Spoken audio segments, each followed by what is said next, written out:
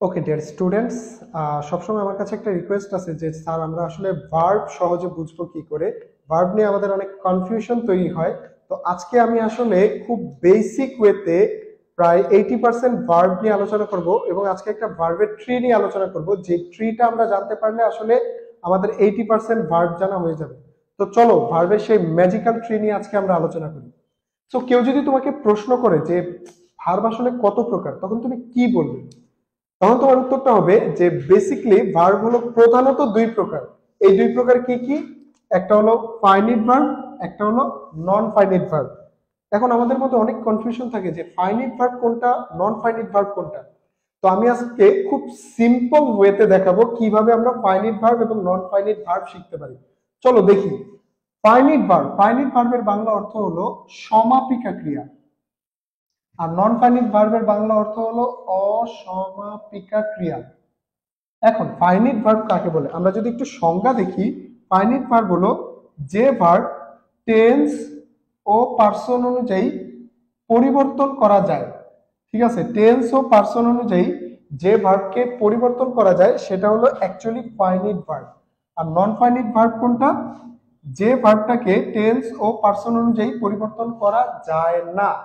যে verb tense ও person অনুযায়ী পরিবর্তন করা যায় সেটা ফাইনিট ভার্ব, আর যে ভার্ব টেন্স ও পার্সন অনুযায়ী পরিবর্তন করা যায় না সেটা হলো নন ফাইনিট ভার্ব। চলো এক্সাম্পলের মাধ্যমে আমরা বিষয়টাকে ক্লিয়ার করি। দেখো একটা এক্সাম্পল যদি আমি লিখি, যেমন I am going to school, I am going to school suppose. এইখানে আমি লিখলাম, এই যে আমি সেন্টেন্সটা লিখলাম, এই সেন্টেন্সটা কোন টেন্সে আছে আমরা খুব সহজেই জানি। এটা হলো প্রেজেন্ট কন্টিনিউয়াস, কারণ এম প্লাস ভার্বের সাথে আইএনজি আছে। ওকে, এবার এই সেন্টেন্সের মধ্যে একটু দেখো কয়টা ভার্ব আছে। টোটাল দুইটা ভার্ব আছে, একটা এম আর একটা গোয়িং। ওকে ফাইন, এবার এটা যেহেতু প্রেজেন্ট কন্টিনিউয়াস আছে আমরা এটাকে চেঞ্জ করে পাস্ট কন্টিনিউয়াস করি। আমি যদি পাস্ট কন্টিনিউয়াস করি তাহলে এটা কি হবে? I was going to school, I was going to school. এখন ডিয়ার স্টুডেন্টস, খুব মনোযোগ দিয়ে দেখো টেন্স অনুযায়ী আসলে কোন ভার্বটা পরিবর্তন হলো। এক্স্যাক্টলি টেন্স অনুযায়ী আসলে এই অক্সিলারি ভার্ব অর্থাৎ এম পরিবর্তিত হয়েছে। তার মানে এই সেন্টেন্সে ফাইনিট ভার্ব কোনটা? এম। আর এই যে গোয়িং, এটা কি টেন্স অনুযায়ী পরিবর্তিত হলো? একদমই না। তার মানে এটা কি verb? Non finite verb. Okay, এবার একটু পার্সন অনুযায়ী আমরা যদি দেখি, ধরো এটা প্রেজেন্ট কন্টিনিউয়াসই রাখবো আমি, কিন্তু আমি যদি আই এর পরিবর্তে হি ব্যবহার করি তাহলে কি আমি এম ব্যবহার করতে পারবো? অবশ্যই না, কারণ হি এর সাথে আমরা সবসময় জানি হি এর সাথে কি হয়? ইজ হয়। এই যে পার্সন অনুযায়ীও এই অক্সিলারি ভার্বটা পরিবর্তন হয়ে গেল, কিন্তু এই যে গোয়িং এর কোনো পরিবর্তন হলোই না। তার মানে আমরা খুব সহজেই বুঝলাম যে টেন্স অনুযায়ী যেহেতু অক্সিলারি ভার্ব পরিবর্তন করা গেছে এবং পার্সন অনুযায়ীও অক্সিলারি ভার্বটাই পরিবর্তন করা গেছে, তার মানে এটা ফাইনিট ভার্ব। আর এই গোয়িং পরিবর্তন করা যায় না, তাই এটা নন ফাইনিট ভার্ব। ওকে, আরেকটা এক্সাম্পল দেখি। একটা এক্সাম্পল দিয়ে আমরা আসলে খুব ক্লিয়ারলি বুঝবো না বা ভুলে যাব, এই জন্য আরেকটা এক্সাম্পল যদি আমরা দেখি, যেমন I have done the work, I have done the work suppose. এটা কোন টেন্স? খুবই সহজ, হ্যাভ প্লাস ভি3 থাকলে সেটা অবশ্যই প্রেজেন্ট পারফেক্ট। ওকে, এই টেন্সেও দুইটা ভার্ব।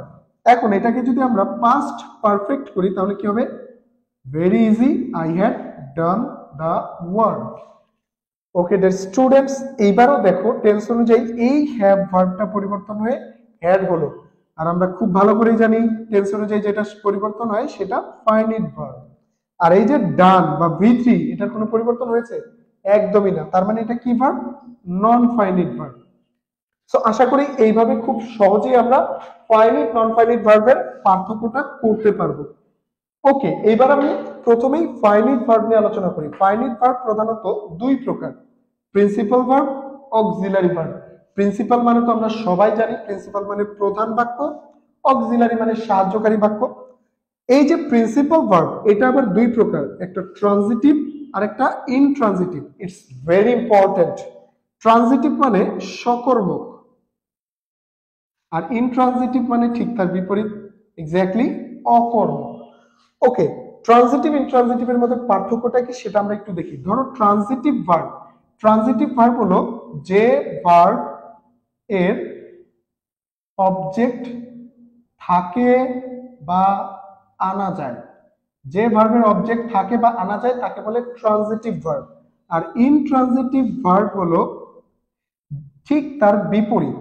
আমরা যদি বিপরীত চিন্তা করি তাহলে কি হবে, যে ভার্বের অবজেক্ট থাকে না বা আনা যায় না তাকে বলে intransitive verb.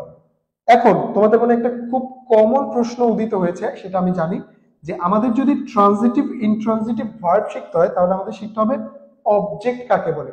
Okay, let's go, আমরা অবজেক্ট নিয়ে আলোচনা করি।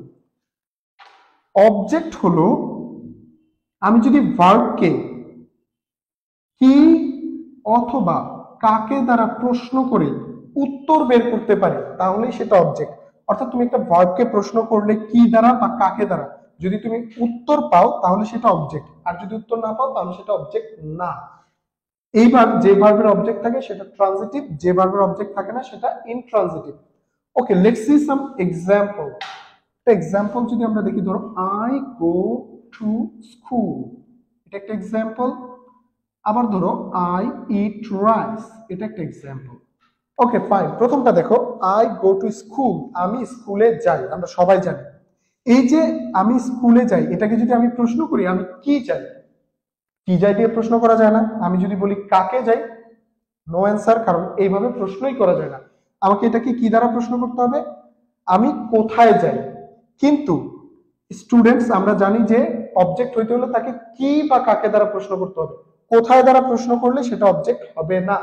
তার মানে এখানে যেহেতু কি বা কাকে দ্বারা প্রশ্ন করা যায় না, that mean this is not object.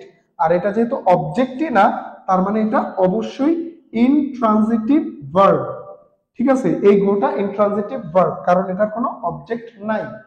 ওকে, এইটা দেখো, আই ইট রাইস, আমি ভাত খাই। এখন তুমি প্রশ্ন করলা আমি কি খাই, খুব সহজেই আমরা উত্তর পাচ্ছি আমি ভাত খাই। তার মানে কি দ্বারা প্রশ্ন করার ফলে আমরা এই ভার্বের একটা অবজেক্ট খুঁজে পাচ্ছি, আর যে ভার্বের অবজেক্ট আছে তাকে বলে ট্রানজিটিভ ভার্ব। দ্যাট মিন্স এটা ট্রানজিটিভ ভার্ব এবং এটা ইনট্রানজিটিভ ভার্ব। তো এইভাবে খুব সহজেই আমরা ট্রানজিটিভ এবং ইনট্রানজিটিভ নিয়ে আলোচনা করলাম। নেক্সট ক্লাসে আমি চেষ্টা করব নন ফাইনাইট ভার্ব গুলো নিয়ে আলোচনা করার। So thank you guys, and stay tune with ambition.